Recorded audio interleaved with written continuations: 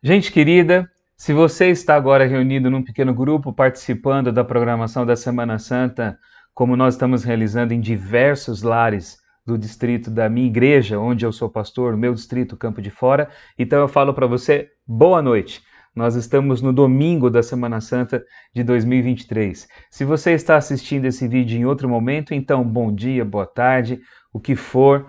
Eu só quero dizer que você é muito bem-vindo, vocês todos são muito bem-vindos aqui na minha casa para mais um encontro onde nós estamos aprendendo sobre, não apenas sobre o sacrifício, sobre a dor, sobre a cruz, mas sobre a vitória que Jesus conquistou por nós nessa semana do Calvário, nos acontecimentos da Semana Santa. E nós não estamos apenas olhando esses acontecimentos, nós estamos aqui construindo toda uma narrativa, construindo toda uma compreensão do significado da história e como a história de Jesus se encaixa num plano de Deus muito maior.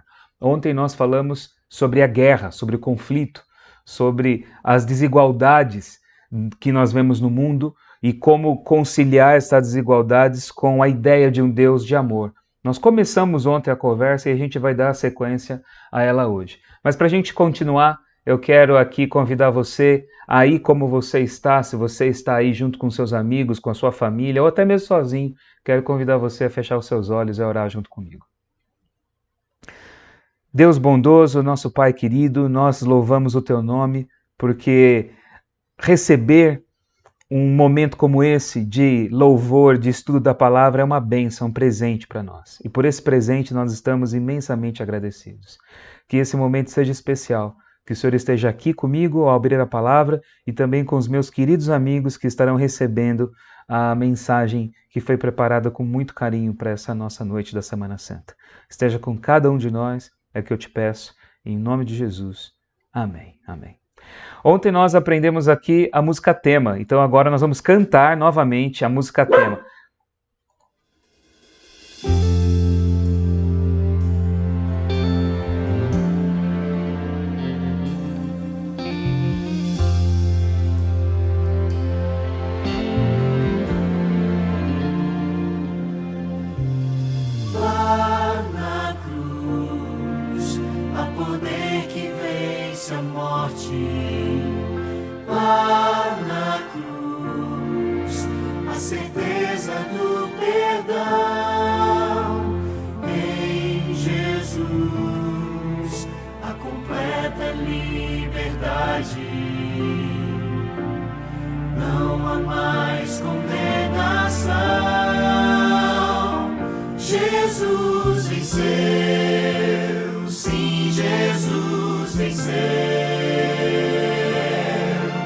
Ao clamar está consumado, o inimigo enfim foi derrotado. Ele venceu, Jesus a morte venceu. Os anjos celebram com grande alegria, triunfam a vitória daquele que tudo deixou.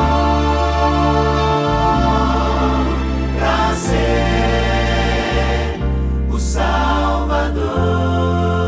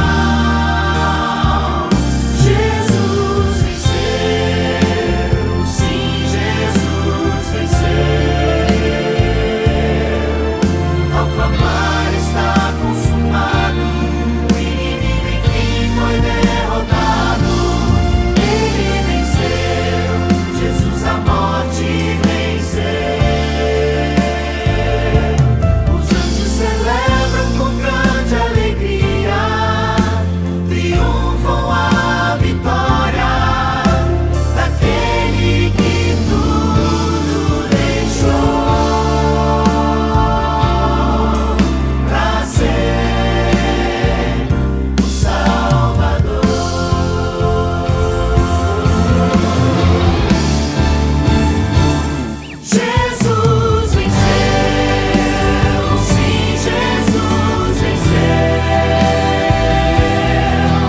A prova está consumado, o inimigo em mim foi derrotado. Ele venceu, Jesus a morte venceu.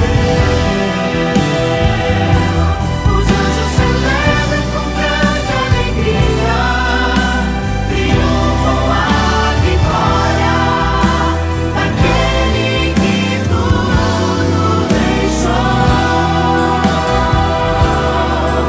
pra ser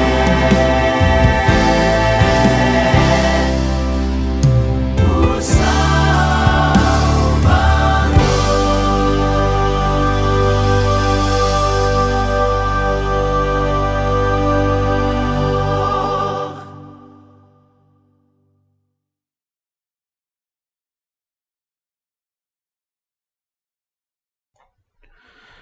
O tema do nosso segundo dia de estudos da Semana Santa, da série Jesus Venceu, tem como título Uma Cruz no Paraíso. Ontem nós falamos sobre o conflito, a guerra que começou no céu e foi trazida aqui para a terra e foi vivida de maneira especial durante a vida e o ministério de Jesus. Mas o texto do Apocalipse diz que ele venceu pelo sangue dele e expulsou o inimigo e frustrou o poder do inimigo. Só que hoje a gente vai entender um pouco mais como essa história começou. Porque eu disse que Deus é bom, mas o mundo como é hoje não reflete aquilo que ele é. E para a gente poder entender isso, eu quero convidar você a ir para o início da Bíblia. A gente começou ontem no Apocalipse, o último livro, né? Nós vamos agora para o primeiro livro da Bíblia, para o livro do Gênesis.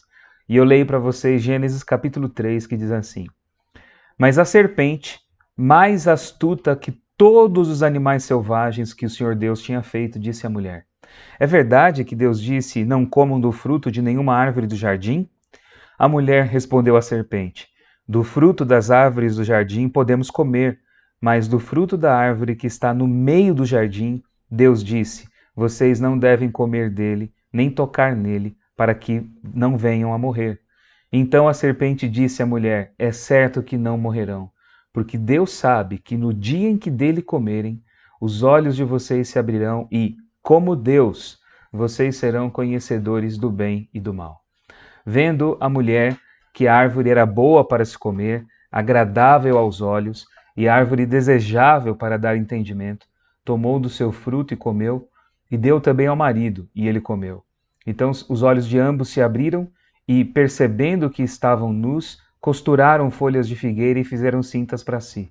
Ao ouvirem a voz do Senhor Deus, que andava no jardim quando soprava o vento suave da tarde, o homem e a sua mulher se esconderam da presença do Senhor Deus entre as árvores do jardim. E o Senhor Deus chamou o homem e lhe perguntou: Onde você está? E ele respondeu: Ouvi a tua voz no jardim, e porque estava nu tive medo e me escondi. Deus perguntou: Quem lhe disse que você estava nu? Você comeu da árvore da qual ordenei que não comesse? Então o homem disse: A mulher que me deste para estar comigo, ela me deu da árvore e eu comi. Então o Senhor Deus disse à mulher: Que é isso que você fez? A mulher respondeu: A serpente me enganou e eu comi. Então o Senhor Deus disse à serpente: Por causa do que você fez, você é maldita entre todos os animais domésticos e entre todos os animais selvagens. Você rastejará sobre o seu ventre e comerá pó todos os dias de sua vida. Porém, inimizade entre você e a mulher, entre a sua descendência e o descendente dela. Este lhe ferirá a cabeça e você lhe ferirá o calcanhar. E a mulher, ele disse: Aumentarei muito os seus sofrimentos na gravidez. Com dor você dará à luz filhos. O seu desejo será para o seu marido, e ele a governará. E a Adão disse: Por ter dado ouvidos à voz de sua mulher e comido da árvore que eu havia ordenado que não comesse, maldita é a terra por sua causa. Em fadigas você obterá dela o sustento durante os dias da sua vida. Ela produzirá também espinhos e ervas daninhas, e você comerá a erva do campo. No suor do seu rosto você comerá o seu pão, até que volte à terra, pois dela você foi formado, porque você é pó, e ao pó voltará. E o homem deu à sua mulher o nome de Eva, por ser a mãe de todos os seres humanos. O Senhor Deus fez roupas de peles, com as quais vestiu Adão e sua mulher. A leitura que eu fiz foi uma leitura extensa, mas ela foi importante para a gente poder entender o que está acontecendo aqui na história. Essa é a famosa narrativa daquilo que se convencionou chamar de pecado original, né? O pecado original, ou o princípio do pecado. E ao contrário do que muita gente pensa, esse texto não fala sobre Adão tendo relações com a mulher dele e a partir desse momento aquela inocência infantil caindo deles, eles agora vivendo uma vida de homem e mulher, sexualmente conscientes disso, nada disso. Até porque o texto lá de Gênesis 1, que conta a história da criação, diz que Deus abençoou o homem e a mulher com a fertilidade, para que eles crescessem e enchessem a terra de filhos. Então, isso não é o pecado e ficar grávida e dar à luz filhos também não é consequência do pecado. Não é nada disso que o texto fala. O texto mostra aqui um diálogo meio que insólito, né, entre a serpente e a mulher. E é estranho a mulher conversar com a serpente porque os animais não falam. E essa serpente aqui também não é uma serpente qualquer. Lembra que ontem nós vimos o texto do Apocalipse? O dragão, a antiga serpente. Aqui nós estamos vendo um animal sendo dirigido por um poder espiritual. Um espírito se apossando do corpo de um animal e usando aquela instrumentalidade física para poder se comunicar. E a gente tem, obviamente, um resumo da conversa. E vemos aqui como que a palavra de Deus é distorcida na boca do inimigo. Porque Deus havia colocado o homem e a mulher num jardim de delícias, para que eles comessem de tudo aquilo que estava no jardim. E ele diz assim, é verdade que Deus falou que vocês não podem comer nada? E Eva diz, não, a gente pode comer de todas as árvores, menos dessa, que era exatamente a árvore onde ele estava, né? Dessa a gente não pode comer, porque se nós comermos, nós morreremos. Deus disse que no dia que vocês comerem desse fruto, vocês vão morrer. E ele diz, balela, isso é conversa de Deus, esse negócio aí não. Deus não quer que vocês sejam como Ele, que vocês conheçam como Ele, que vocês tenham a percepção da realidade que Ele tem. Vocês serão como Deus, se vocês fizerem isso. Notem bem essa expressão, ser como Deus. E aí Eva acha isso muito interessante, e ela é seduzida pela beleza do fruto, ela é seduzida pela possibilidade de conhecimento que o fruto daria, ela é seduzida por uma nova dimensão de poder para o qual ela seria catapultada se ela desobedecesse a Deus, se ela fosse além da vontade de Deus para ela. E mais do que isso, ela quis ser como Deus. Se esse é o caminho para se autodivinizar, então eu estou disposta a sair da esfera do domínio da vontade de Deus e ir para uma outra realidade onde Deus não está, porque ali eu serei Deus de mim mesma. Essa que era a ideia da mulher. E ela come do fruto. O ato de comer o fruto não significa muita coisa em si, porque não tinha um veneninho do pecado no fruto, entende? Mas é o significado do ato. É você fazer algo para além da vontade expressa de Deus. É você colocar o seu desejo acima daquilo que Deus coloca. E ela faz isso com um propósito, ser Deus dela mesma. Na verdade, meus queridos, a raiz de todo pecado é isso. Cada um tem uma fraqueza diferente, cada um tem uma tendência diferente, cada um tem uma história diferente. Eu tenho as minhas fraquezas e vocês aí as de vocês. Mas subjaz a tudo isso a ideia de querermos ser Deus de nós mesmos. A minha vontade está colocada no trono da minha vida e o trono da minha vida está apenas reservado para o meu desejo, para a minha vontade. Você pode até ter religião, mas ter uma espiritualidade saudável que se submete à vontade de Deus é outra coisa, é outra história. E isso só acontece quando o Espírito Santo transforma a nossa mente, a nossa forma de ser, de pensar. Porque o ser humano é, por si só, uma história de desejos, de vontades. Desejos contraditórios, desejos muitas vezes suicidas, desejos prejudiciais a si mesmos e a outros, mas o ser humano é a história de desejos. Adão peca da mesma forma, com outras motivações, mas o desejo era o mesmo, né? De viver essa mesma experiência que a sua mulher também agora estava vivendo. E a partir de então, a humanidade se vê distante. Aquele vínculo que havia entre a humanidade e Deus, ele é rompido. E como o homem foi colocado para ser ele, o grande responsável, mantenedor, e o grande organizador de toda a estrutura de comando desse planeta, o mundo todo foi contaminado por essa influência do pecado. É difícil a gente entender isso, né? Mas a gente está saindo agora de uma pandemia. A gente, até pouco tempo atrás, a gente vivia preocupado aí com a Covid, com a contaminação, uma ameaça invisível, que vai tomando as pessoas e vai todo mundo ficando doente, vai todo mundo ali correndo risco de vida. O pecado é mais ou menos isso, com a diferença que não tem vacina, a diferença que não tem como você se proteger e você já nasce com ele, você já está com ele, você já entrou nessa realidade. O pecado é mais ou menos isso, a grosso modo, assim, para a gente poder entender. E aqui a gente vê uma cena, Deus procurando o homem no jardim do Éden, e o homem se escondendo de Deus. E aí Deus pergunta, onde você está, Adão? Ele fala assim, eu ouvi a sua voz e fiquei com medo, porque eu estava nu. Mas quem que fez com que você se sentisse inadequado? É isso que Deus quer dizer. Essa nudez aqui é a consciência de uma inadequação. Porque eu te fiz pleno, eu te fiz bom, eu te fiz perfeito, eu fiz você plenamente resolvido com você mesmo, eu fiz você plenamente integrado com as pessoas, a sua mulher, eu fiz você plenamente integrado com a natureza. Por que agora há ruídos nos relacionamentos? E aí ele vai dizer, olha, a mulher que você me deu. Interessante que Deus faz a mulher, ele fala, a mulher que você me deu. Ela me seduziu, me enganou e eu comi da fruta. Aí a mulher fala, foi a serpente. Aí Deus diz assim para a serpente, porque você fez isso, maldita és entre todos os animais. E não é só o bichinho, a cobra, tá? A natureza inteira.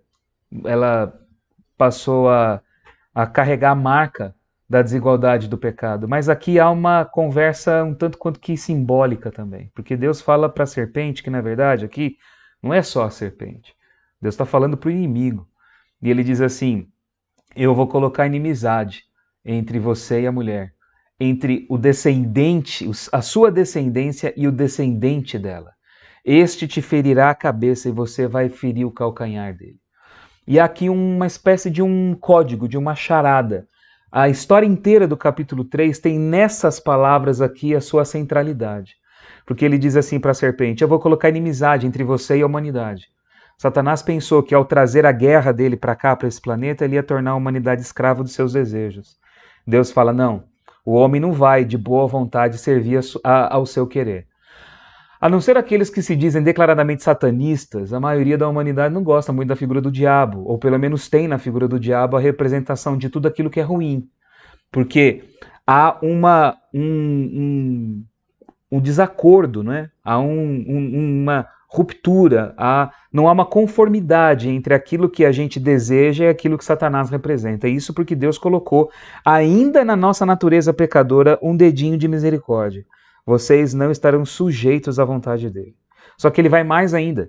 Entre a sua descendência, porque Satanás teria muitas pessoas na história que fariam a sua vontade, e ele diz assim, e o descendente da mulher. E há aqui todo um jogo de palavras na língua original em que o texto foi escrito, ele não foi escrito em português, ele foi escrito em hebraico, mas há ali um jogo de palavras, porque a palavra descendente é uma palavra em hebraico que significa o sêmen do homem, né? A semente do homem, né? A parte do homem responsável pela fecundação da mulher. E é estranho, porque ele está falando isso da mulher. A mulher não produz isso, a mulher tem óvulos, né? Os óvulos que são fecundados, mas fala assim, é a semente da mulher, mostrando assim que haveria um descendente miraculoso da humanidade, alguém que viria de uma forma especial, ele não seria fruto de um processo natural de reprodução. A humanidade seria visitada por um representante sobrenatural, miraculoso. E este entraria em conflito com a serpente aqui, com Satanás.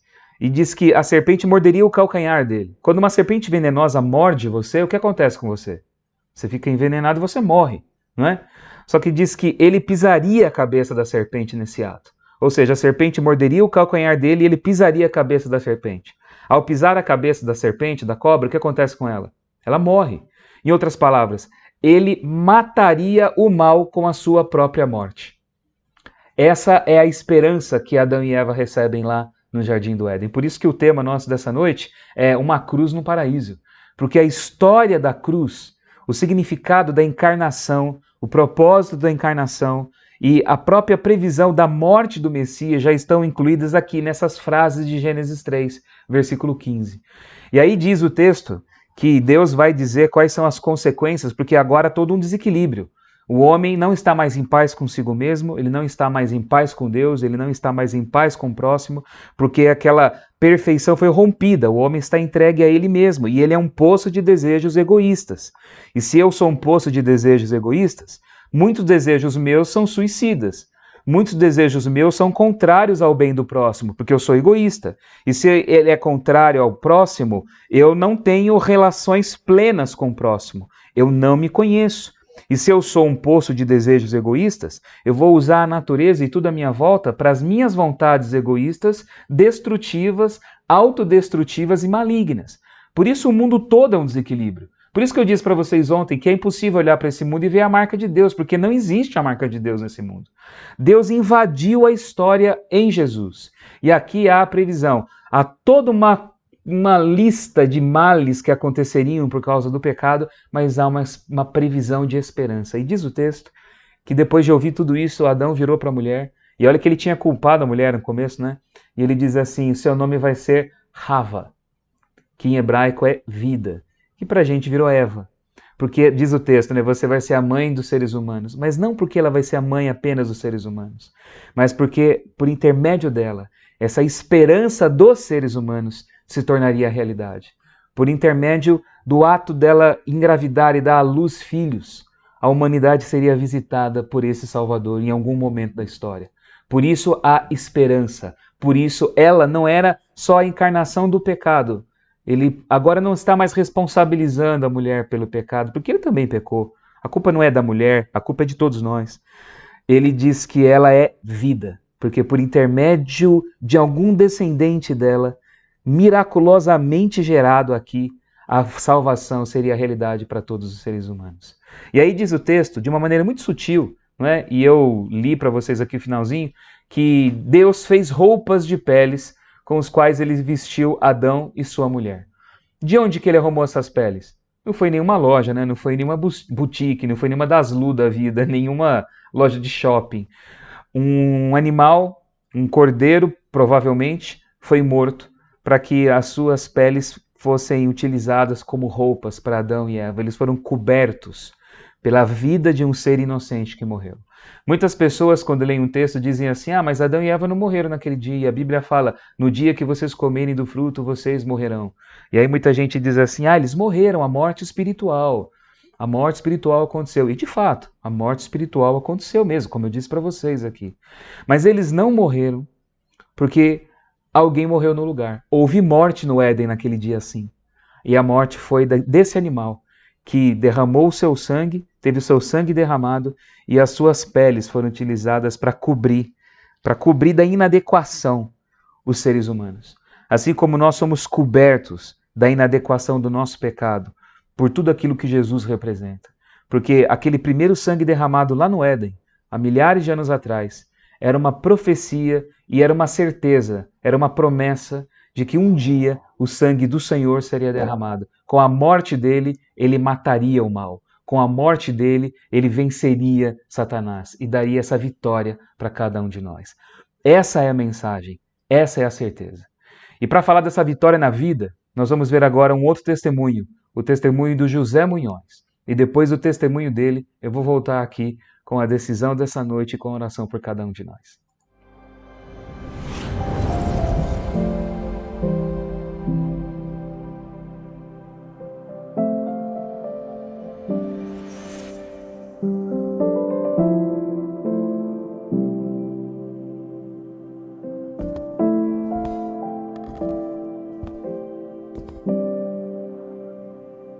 No dia 19 de julho,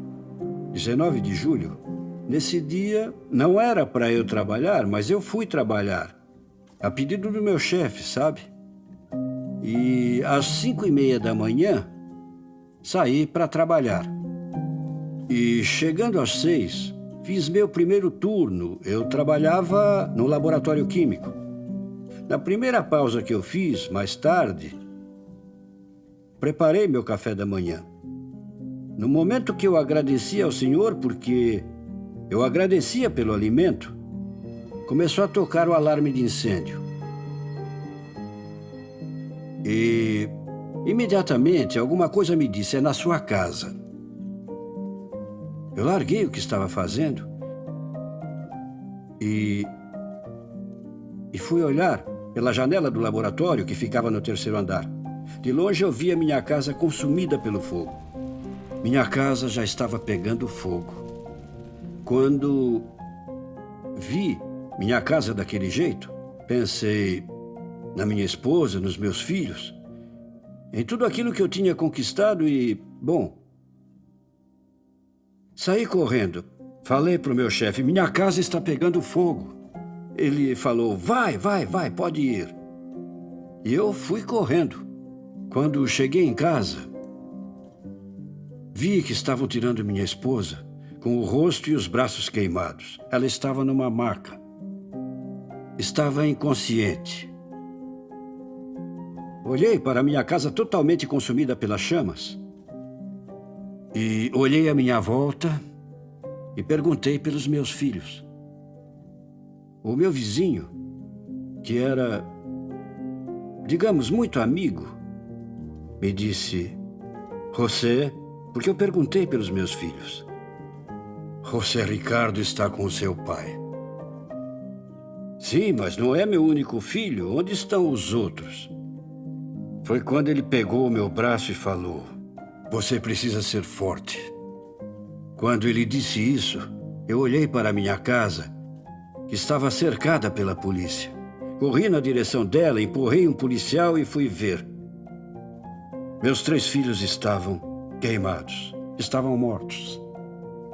Eu levantei o lençol que os cobria. Os 2 menores morreram abraçados e o outro estava mais afastado. O mais velho tinha 5 anos, o do meio 3 anos e o caçula 1 ano e meio.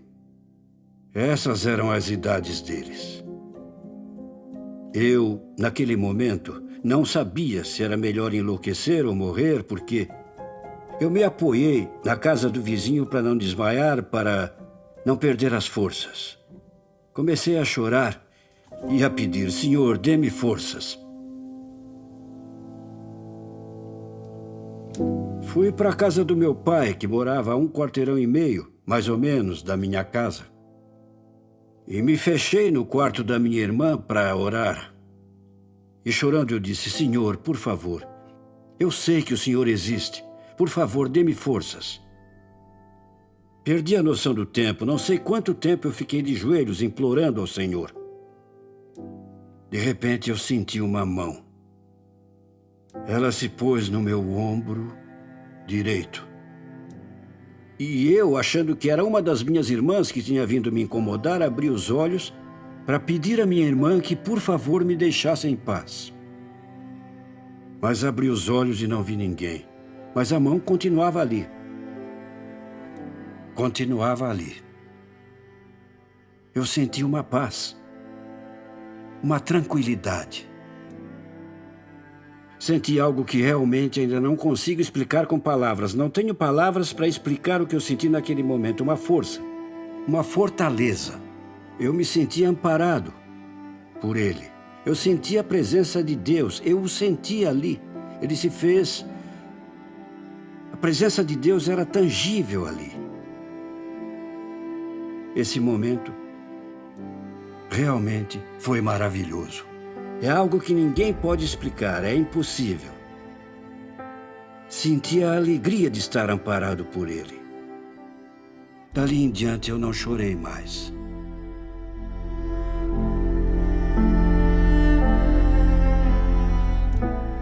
Nesse dia, depois que eu orei,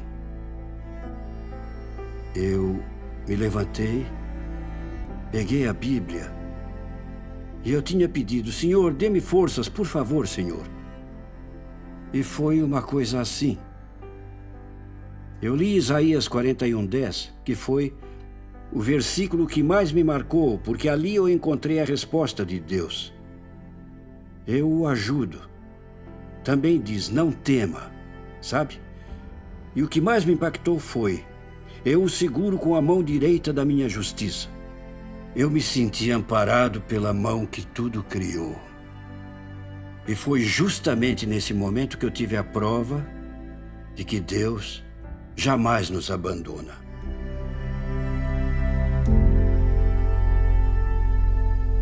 Neste testemunho, eu não quero que vejam o José Munhoz.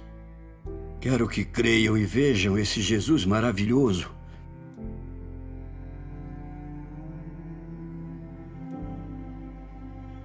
Que está sempre presente em nossas vidas. Deus está sempre presente. O José Munhoz não importa. Não quero que me vejam. Entende? Vejam a Cristo. E o que Cristo fez para o José Munhoz pode fazer por qualquer um, porque cada um de nós é a coisa mais preciosa que ele tem.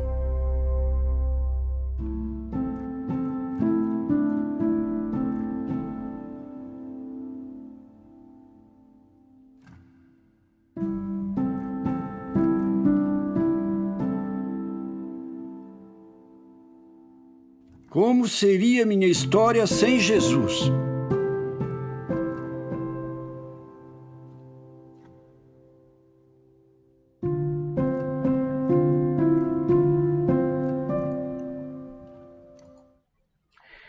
E a nossa história com Jesus está sendo escrita, e hoje, essa noite, eu tenho certeza que um capítulo muito importante vai começar. Para você que já conhece a igreja, para você que faz parte da igreja, você que é membro da igreja, você que já se professa cristão, um relacionamento diferente com Jesus pode começar agora. Se você ainda não tem nenhum relacionamento com Deus, se você ainda não experimentou, não viveu, não deu um passo na decisão para que isso aconteça, eu quero que você fale em voz alta a compreensão do resumo dessa mensagem e tome a decisão que ela demanda de cada um de nós. Pode falar em voz alta aí. Ficou claro para mim que a cruz do Calvário é a minha vitória hoje e será definitiva quando Jesus me entregar a coroa da vida eterna. Amém? Amém. E é por causa da vitória de Jesus que eu aceito a vitória na cruz que ele conquistou por mim, que eu aceito que orem por mim, por minha família, eu aceito continuar estudando a Bíblia, eu aceito ser batizado o quanto antes, eu aceito ser um missionário e falar de Jesus para alguém. Você pode aceitar hoje aquilo que ele fez por você, você pode aceitar uma oração por você, pela sua família, você pode continuar estudando a Bíblia, você pode se batizar, ou você pode ser uma testemunha desse amor na vida das pessoas.